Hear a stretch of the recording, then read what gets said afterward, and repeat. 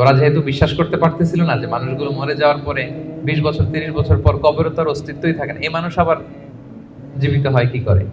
আল্লাহ রাসূল সাল্লাল্লাহু আলাইহি ওয়াসাল্লাম বললেন যে না, এরাও জীবিত হবে। এবং আল্লাহ তাআলা এমন কথা বললেন যে তোমরা কি ভাবছো তোমাদের এই হাড় গোড়গুলো আমি রিঅ্যাসেম্বল করতে পারবো না?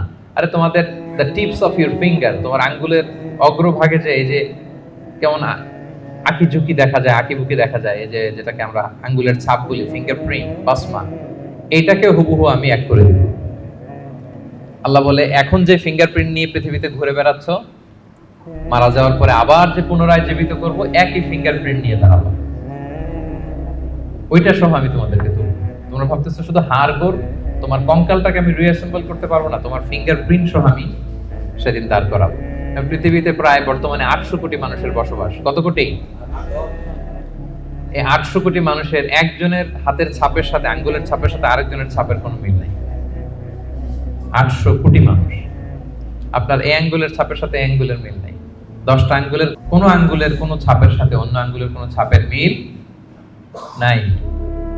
ইভেন একসাথে যে যমজ ভাই হয়, টুইন, তাদেরও একজনের ফিঙ্গারপ্রিন্টের সাথে আরেকজনের ফিঙ্গারপ্রিন্টের কোনো মিল হয় না। আল্লাহ বলে ওইটা সহ কিয়ামতের দিন আমি তোমাদেরকে তুলব। তাহলে আল্লাহ যে আবার আমাদেরকে তুলতে পারবে, এটা কি আপনাদের বিশ্বাস হয় নাকি এখনো একটু সন্দেহ আছে? সন্দেহ লাগে?